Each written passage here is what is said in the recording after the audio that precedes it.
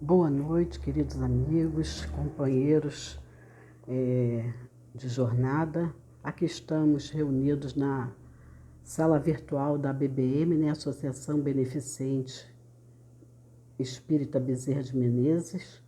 Meu nome é Márcia Matos, eu sou do Centro Espírita Isaac Lima e fui convidada para fazer o estudo dessa noite de hoje e que possamos juntos, né, refletirmos sobre o tema que nos foi dado, que é o capítulo 12 do Evangelho segundo o Espiritismo, item 15. E é amai os vossos inimigos.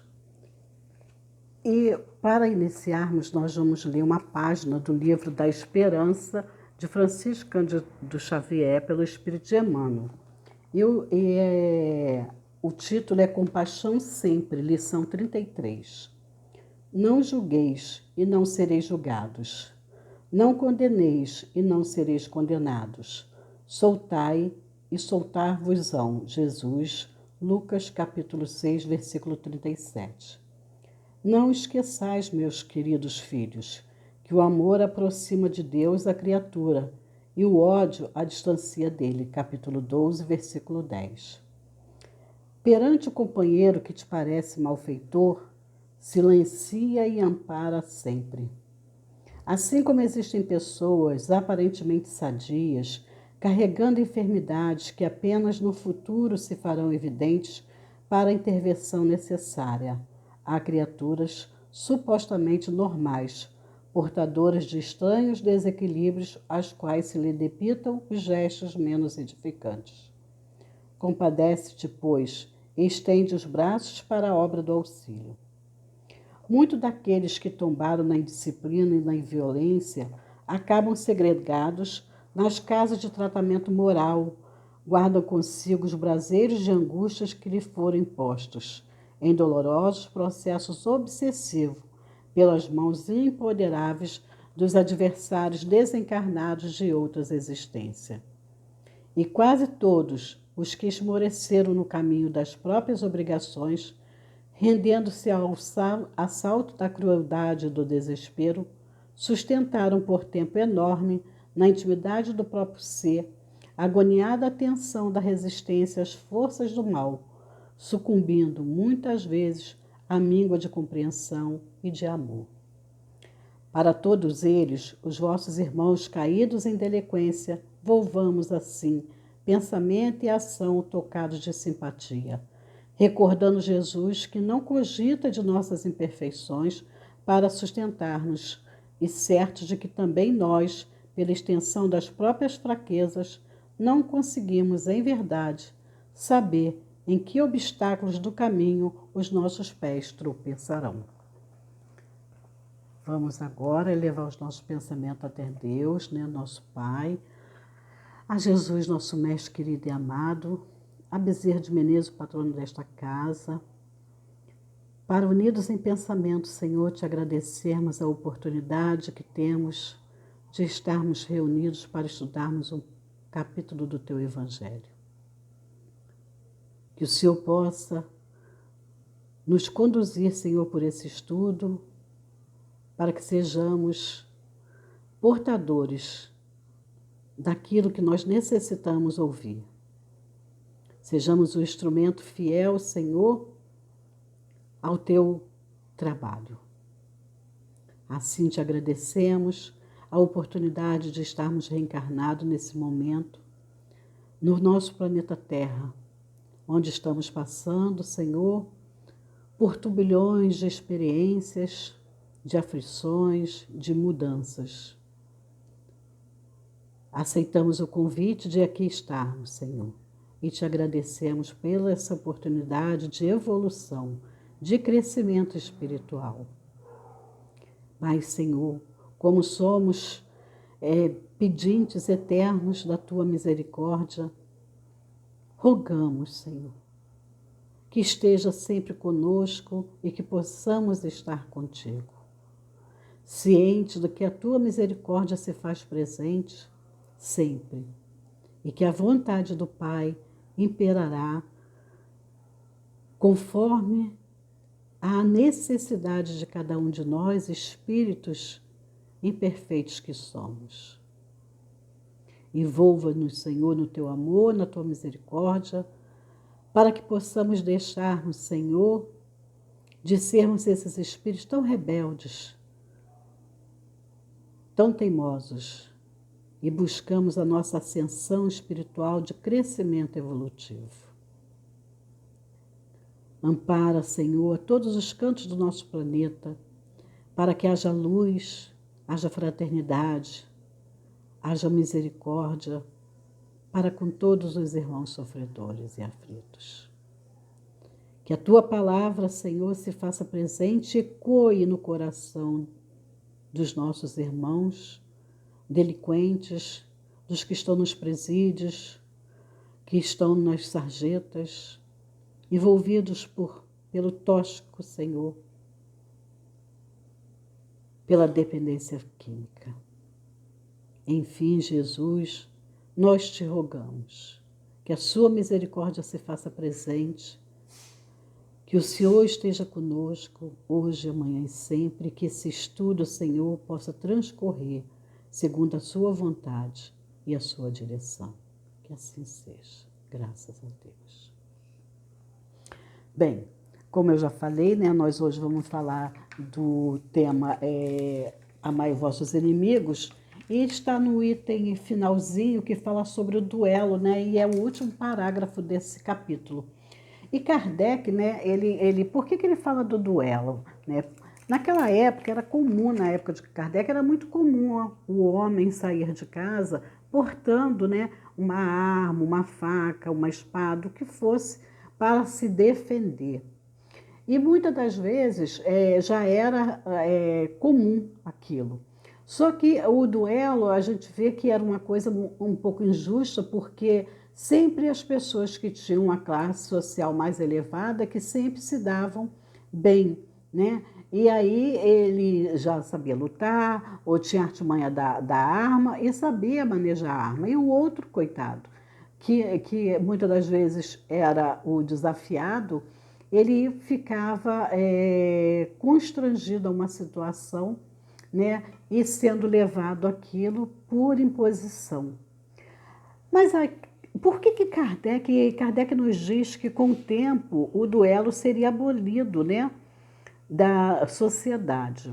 Realmente, esse tipo de duelo, em que era naquela época comum, mudou, né? Não se exterminou por completo, porque ainda hoje nós temos na nossa sociedade alguns duelos. Uns duelos ocultos, né? E aqueles duelos em que a gente vai parar para perceber, há um tempo atrás, por exemplo, jogos de futebol, onde se organizavam e marcavam encontros pela internet e as pessoas iam para o campo, né, para o jogo, para poder desafiar e agredir a outra torcida. Né? Isso é um duelo. Né? Então você pega e sai de casa com o intuito de ver um futebol, que seria uma diversão, e acabou se transformando numa coisa de violência. E aí as autoridades, o que fizeram? Tiveram que tomar medidas, né, para que pudesse acabar ou diminuir muito, e diminuiu bastante, né, esse tipo de violência, porque estava perdendo o controle. E muitas pessoas morreram, né, ou ficaram deficientes por conta dessas agressões, dessas violências. E fora outros duelos que a gente nem imagina, que era em bailes, né, que também se marcavam brigas, né? Então e aí foi também precisando ter medidas mais rígidas para que isso fosse acabando. E ao tempo, né, com o tempo o homem vai percebendo, e aí que isso está saindo fora do controle, e aí o homem tem que tomar uma medida mais dura, né, mais rígida, né, para que possa colocar em nós, espíritos ainda com essa bagagem, né, que a gente traz de outras encarnações, né, para a gente poder ser tolhido e ser reeducado, porque afinal de contas nós viemos para nos reeducarmos. Mas por que Kardec coloca essa questão do duelo? O que leva uma pessoa ao duelo, né?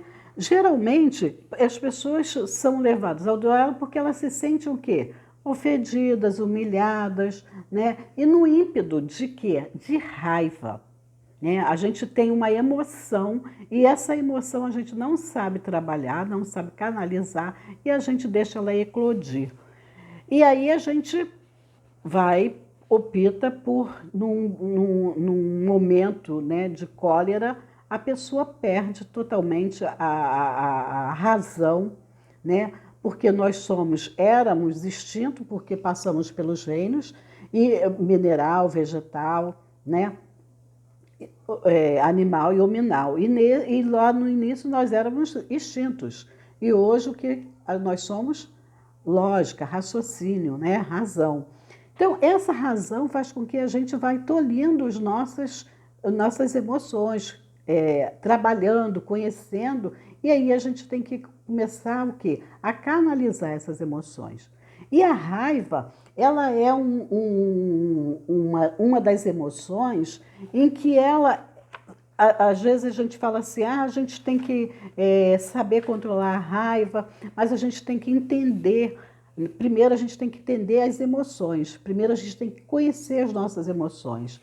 Porque as emoções, né, a palavra emoção significa movimento para fora. Quer dizer, é uma emoção, eu estou sentindo alguma coisa que está vindo para fora. E pode ser conceituada como um movimento que sobe ou emerge em face de um possível estado de prazer ou de dor. No momento de alegria, eu vou ter uma emoção boa, construtiva, né? E no momento de dor, eu vou ter a raiva, a doença, enfim, aquilo que vai me destruir. Mas a emoção são construções, né? Que ela pode ser simpatia e afeto, que é o prazer. E já as emoções de destruição, como raiva e irritação, surge como uma antecipação da dor. Porque eu sinto isso, se eu tenho raiva, se eu tenho irritação, o que acontece? Eu vou sofrer, né? Logo eu vou sofrer. E de prazer, depois eu vou ficar feliz. E aí a gente vai vendo que esses impulsos, né, que surgem, né, a raiva é um instinto de destruição, né, e manifesta-se em nós. Mas é imprescindível que a gente possa conhecer aquilo que nos leva a ter raiva. Por que eu estou sentindo raiva? O que essa pessoa me fez? Nem a pessoa, a atitude que ela fez para que eu acordasse dentro de mim essa raiva, esse ódio, essa irritabilidade, né?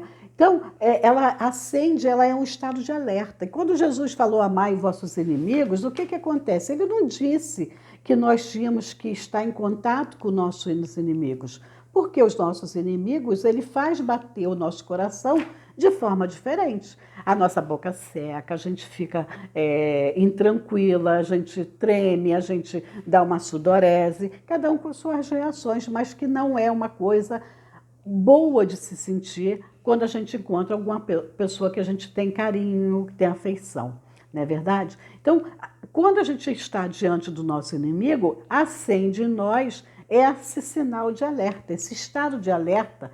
E esse estado de alerta, ele joga uma energia emocional que nos aguça todos os nossos sentidos, né? E aí a gente tem que ter o quê? Automaticamente eu vou acender o instinto da alerta, o sinal de alerta, e eu vou ter o quê? A necessidade de me proteger e de me apoiar em alguma coisa que está me ameaçando. Então eu já fico atento. O que essa pessoa vai falar, o que ela vai fazer, como que ela vai olhar. Então eu já ligo esse sinalzinho de alerta, né? E aí eu vou deixando que muitas das vezes, se eu não tiver um domínio sobre as minhas emoções, eu vou deixando que aquilo me domine e eu vou deixar que a raiva tome posse de todo o meu raciocínio. E na realidade, quando esse sentimento, né, que vai me levar a ter esse impulso de raiva, de ódio da pessoa, faz com que eu possa parar e pensar.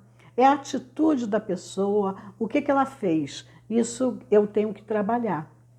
Então, quando eu trabalho isso em mim, o meu domínio sobre essa emoção será muito maior.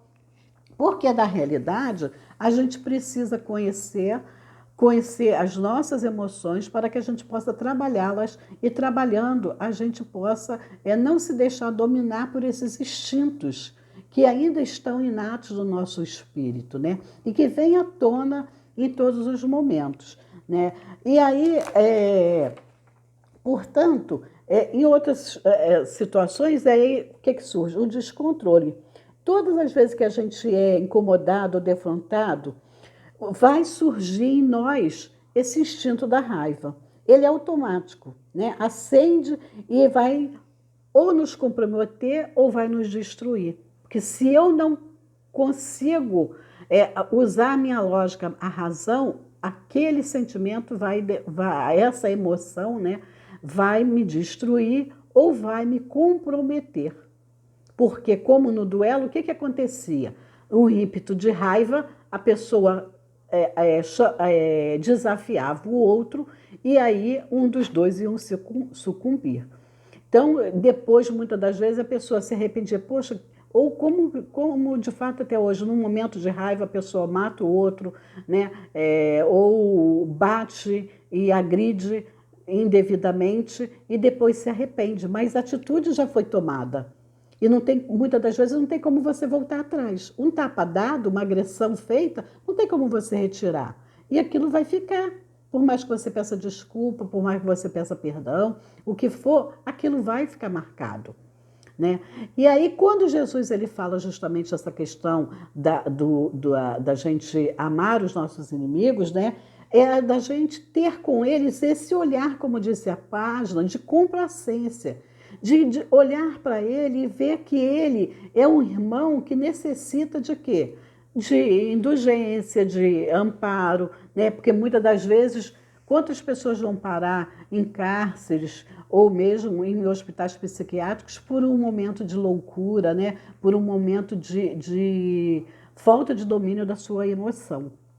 E nós temos muito isso. Com o tempo, a gente vai aprendendo a lidar com as emoções. Mas se a gente não aprende a lidar com essas emoções e não as reconhece, a gente não canaliza essas emoções, de uma hora para outra, ela vai eclodir. E de que forma que ela vai eclodir? Isso que é o grande desafio. Como que nós vamos lidar com isso? Por isso a importância de nos autoconhecer, da gente poder avaliar realmente aquilo que nos leva a ter raiva. Qual é essa situação? O ódio, ou o ciúme, o que for que possa nos desestabilizar. Porque se eu já conheço que aquele companheiro, ele desperta em mim uma irritabilidade, eu vou tentar me controlar. É a atitude que ele faz, então eu não vou nem querer mais estar na presença dele. Eu lido com ele, se precisar de mim eu ajudo, eu faço o que eu posso fazer, mas eu não preciso estar em contato frequentemente, né? Ou se é uma pessoa que ela me inspira uma tristeza, então me incomoda muito, né? Me põe para baixo, então eu falo com ela o que for necessário, mas eu não preciso conviver, né? Amar os inimigos, na realidade, é você saber lidar com o outro, saber que o outro desperta em você, porque o inimigo desperta em nós algo que está bem guardado, bem escondidinho, e aí a gente tem que saber o que é isso. E quando a gente tem esse domínio dessa emoção,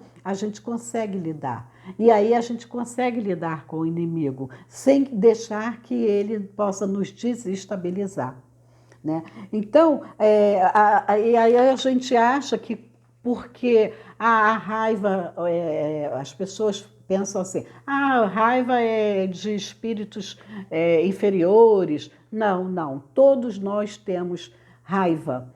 Todos nós temos todas as emoções, porque nós somos espíritos imperfeitos. E como os espíritos imperfeitos, eles adquiriram trabalhando a raiva através da música, da dança, né, de boa leitura, de fazer yoga, meditação. Ele começa a trabalhar, a canalizar. É isso que nós temos que fazer. Como que eu vou canalizar essa minha raiva, essa emoção que eu tenho? Não é você tentar camuflar. Não, você não pode. A criança tem um acesso de cólera, a gente tem que perguntar para ela: por que você está com raiva?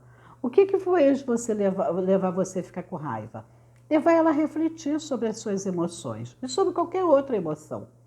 E aí a gente vai falar assim: já que você está com raiva, vamos pintar aqui para você ficar mais calmo. E a criança bota a criança para pintar, para rasgar papel, para desenhar, o que for, para que ela possa canalizar aquela emoção. E aí, quando a gente canaliza as nossas emoções, a gente flui essa energia, que é uma energia dita ruim, mas que está lá, que é uma defesa, o instinto de preservação que está em nós, né? É o instinto, porque a raiva é um instinto de destruição, mas ela também é um instinto de preservação. Porque se eu tenho raiva, muitas das vezes eu necessito dessa emoção da raiva para poder corrigir a criança, para tomar uma atitude que eu não estou tendo coragem de tomar, e aí eu preciso daquela emoção para ser mais firme. Não ser violento, não ser agressivo, mas para ser mais firme.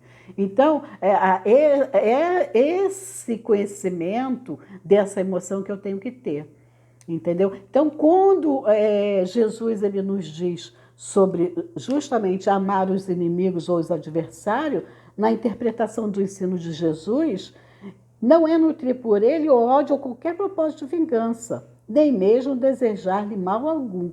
Acima de tudo, Jesus queria dizer que nossas emoções inatas de raiva, em nosso atual contexto, não querem, em verdade, destruir nada. Nós não queremos mais destruir nada. Fora de nós. Como se fazia nos primórdios da evolução. Ao contrário, a raiva nós queremos nos defender destruindo conceitos, atitudes e pensamentos dentro de nós, os quais nos tornam suscetíveis e vulneráveis ao mundo e, consequentemente, nos fazem ser atacados, machucados e ofendidos. Então, a raiva é um instinto de preservação e não podemos deixar que ela nos destrua. E a gente tem que fazer essa mudança. Então, como diz aqui Kardec, quando a gente tiver esse autoconhecimento, que a gente saber canalizar todas as nossas emoções e saber conhecê-las e transformá-las, aquilo que destrói, em construir, aquilo que nos paralisa, para que eu possa tomar uma atitude, eu vou mudando as minhas atitudes e, consequentemente, aquelas pessoas que me faziam mal ou que me inspiram sentimentos negativos, ruins, possam me transformar em sentimentos bons, em atitudes que eu não mais possa olhar para eles e ter para eles um olhar de ódio ou de raiva, né? Então, aí eu gostei da finalzinho, que quando a gente estiver perante um companheiro, né, um malfeitor que nos quer agredir, que nos tira da nossa emoção de pacificação, a gente silencia e ampara ele através da nossa prece, né? Então, para com esses nossos companheiros, nossos adversários, o que nós devemos fazer? Orar por eles e tentar entender a atitude deles, tentar entender, né, o espírito que também está ali em luta para poder evoluir como nós também, não é verdade? Então, nós precisamos saber, nos conhecendo, para que a gente possa, assim, pacificar as nossas emoções e saber lidar com elas, tá bom? Agradeço a vocês pela atenção, né, pelo carinho, por ter me convidado por esse estudo. E agora nós vamos fechar os nossos olhos para poder agradecer a Deus essa oportunidade. E eu agradeço imensamente a oportunidade de trabalho da qual fui convidada. Espero que leve vocês a refletirem um pouquinho sobre o tema hoje aqui elucidado. Muita paz para todos vocês, para todos nós. Vamos fechar os olhos e assim, Jesus, Mestre querido, te agradecemos por essa oportunidade. Que o Senhor ampare todos os nossos irmãos aqui presentes, encarnados e desencarnados, envolvendo, Senhor, a todos os nossos companheiros que estão nos leitos dos hospitais, nos seus lares, envolvendo, Senhor, a nossa população terrestre, o nosso planeta, os nossos dirigentes, para que possamos, Senhor, ter mais amor, que possamos banir realmente dos nossos corações os sentimentos e as emoções que nos levam a nos distanciarmos dos ensinos de Jesus. Que possamos, Senhor, amar o nosso próximo. Que possamos, Senhor, ter compreensão para com os nossos adversários, para que eles nos perdoem as nossas falhas. E assim, Senhor, envolva-os no teu amor e na tua misericórdia, socorrendo cada um de nós, espíritos comprometidos com a seara de Jesus. Que Bezerra de Menezes possa socorrer a todos os necessitados, a todos os irmãos que precisam, Senhor, se recuperar.